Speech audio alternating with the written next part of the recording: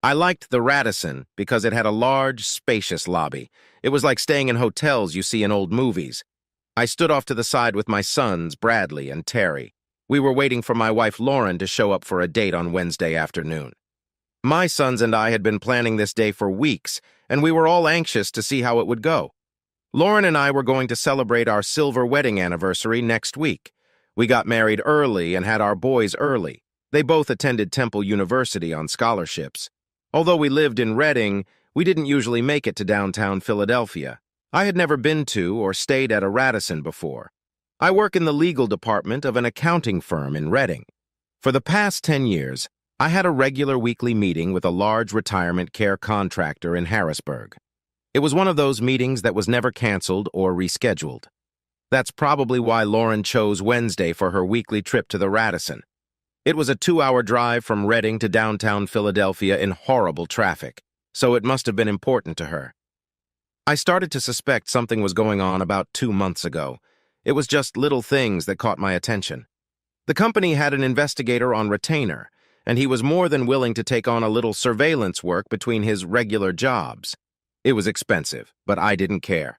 It didn't take him long to find out that Lauren was traveling to Philadelphia on Wednesday morning and meeting a family friend, Kyle Standish, here at the Radisson Hotel. Lauren would always stop by the gift shop and wait for Kyle. When he arrived, he would get a room and walk through the lobby to the payphone. He would place a small envelope under the payphone and enter the elevator, always on the 8th floor. Lauren would come out of the gift shop, take the envelope containing the room key, and follow him to his floor. They'd be there for about 3 hours, and then they'd split up. Kyle used to work for our company. We socialized with Kyle and his wife, Beth, at several company events, and even got together before his transfer to the Montgomery County office. I hadn't seen him in several years. A few months ago, Bradley and Terry were at a job fair at the Radisson Hotel and spotted Kyle getting out of a new red Corvette. They were about to catch up with him and say hello when Terry spotted Lauren in the gift store. The boys stopped and just stared. They both wondered what their mother would be doing in a hotel gift store 50 miles from home in the middle of the week. I guess it didn't take them long to figure it out. About 2 weeks ago, they both reluctantly approached me one evening when Lauren was visiting her sister. That's when I found out about their trip to the Radisson. "Dad, if you knew what was going on, why didn't you do anything?" "Terry, I just found out recently. I don't know what I want. I love your mother, and it's hard for me to think about life without her. I wish it had never happened, or at least I would never have known. Now that I know, I can't ignore it. Any suggestions?" "I know a guy who'd kill Kyle for $500. "That's a little radical, Bradley. Let's see if we can come up with something less radical. I plan on calling Beth to see if she knows what's going on. I'm hoping she has an idea or two. We have a small workload on Wednesday, so we can help if you decide on something." It's been nice to see my sons being supportive. I know they love their mother, and the situation must be as difficult for them as it is for me. 2 days later, I saw Beth Standish. She suspected something wrong, but she wasn't sure. Beth had caught Kyle doing the same thing to other wives before, and he promised he'd be a good boy. Since she already had enough information about his cheating, she was ready to file for divorce. She asked if I could refrain from doing anything while she prepared the papers. It wasn't difficult to set a date, which brings us back to today. Lauren entered the hotel lobby right on schedule and walked into the gift store. She was beautiful, but a little nervous. It looked like she was making a special effort for her weekly date, and it hurt a little. "Hi, guys, are you waiting for me?" Beth Standish quietly came up behind me.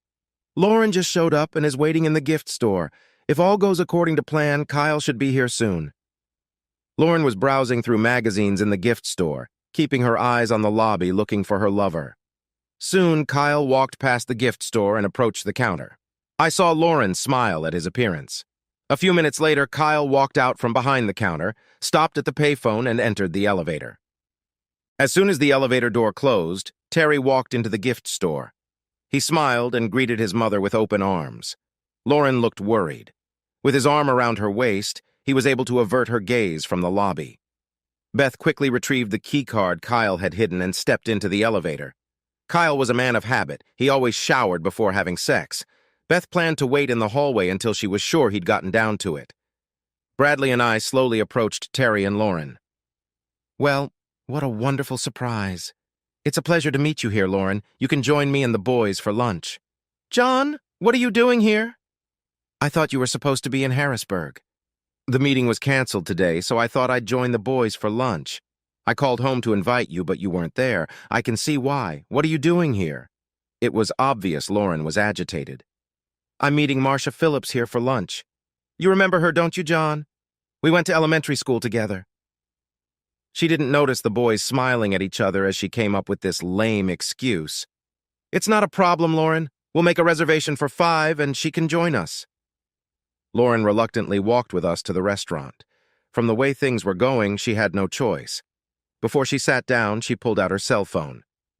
I have to call Marcia and let her know things have changed. Put the phone away, honey. The hall isn't that big. I don't think she'll have any trouble finding us.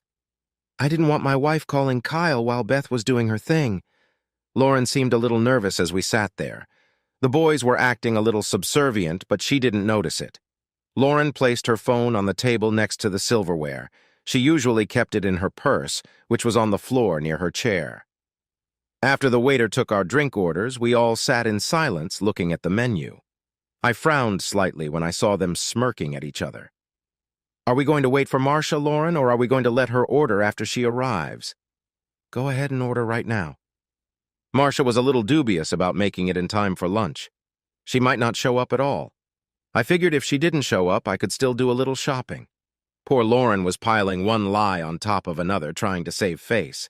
I felt sorry for her, but I knew she deserved it. The waiter brought our drinks and took our order. Lauren only ordered a fruit salad. Not 15 minutes later, Beth came to the table. She was carrying all of Kyle's clothes and his shoes. Hey, Beth. How'd it go? It was really good. Thank you, John. My loving husband was in the shower as we expected and didn't even notice I was there. I left the divorce papers on the dresser for him and decided at the last minute to pick up his clothes. Lauren looked scared to death. The blush was gone from her face and her eyes started to cloud over. She looked at me, then at Beth, not knowing what to do. Here's the key, Lauren. Thanks for lending it to me. I won't be needing it anymore. Beth carefully placed the key card next to Lauren's phone. Lauren stared at it with her mouth open. Her cell phone rang. She picked it up and looked at the number. Without answering the call, she turned the phone off and put it back. Here you go, boys. The Corvette is yours for the rest of the week. It's in my name, so don't worry about a thing. When you get tired of playing, leave it at home. She handed Bradley the keys to the Corvette. Thanks for your help, guys, but I gotta run. Have a nice meal. Lauren looked at me like she was begging for help. I didn't offer anything. She didn't even look at the boys. When the waiter brought the food, she apologized and went to the ladies' room.